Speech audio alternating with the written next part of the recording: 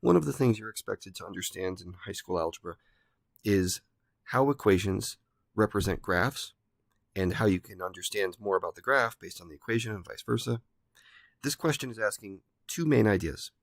First of all, where are the x-intercepts located? Do you know how to do that?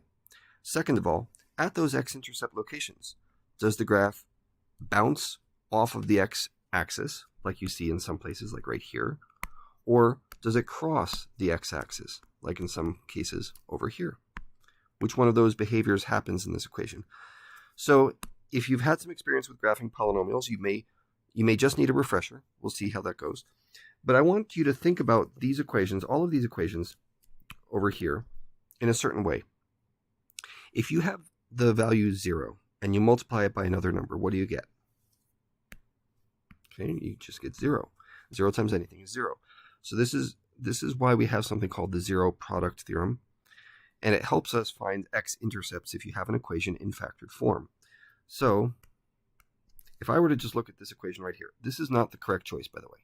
If I were to just look at that, that says x-intercepts are located at the place where x plus 1 equals 0.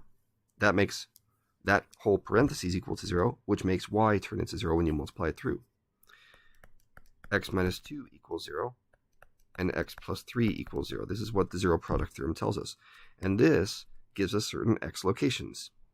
Okay, x equals -1, x equals +2, and x equals -3.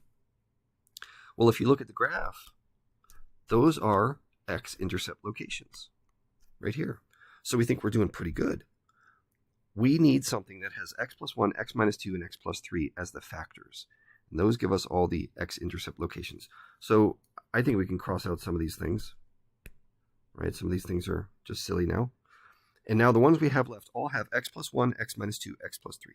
How do we figure out which one of these represents the graph? Well, we need something called multiplicity. Multiplicity. Great. Okay. Multiplicity is basically the exponents. Okay. So the exponents of the graph tell us what it's doing at these places. An exponent that is odd, like 1 or 3 or 5, is crossing. Odd equals crossing. Even exponents like 2, 4, 6, and so on bounce.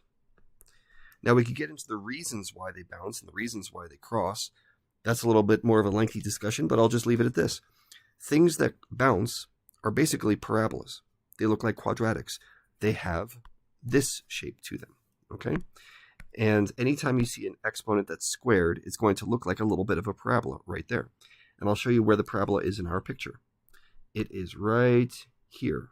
That is a tiny little parabola. If you were to just zoom in on just that part of the graph, like right here, you would see it looks like a tiny little parabola at that location. So that tells us whichever one of these factors was responsible for the x-intercept at -1, and I'm gonna use a different color here to try to really narrow down what I'm talking about. This x-intercept is caused by this factor right here. Okay, that means that factor has to have a squared associated with it, which is this polynomial right here. And the other two factors, if we check, they both have exponents of 1, which means they are crossing, not bouncing.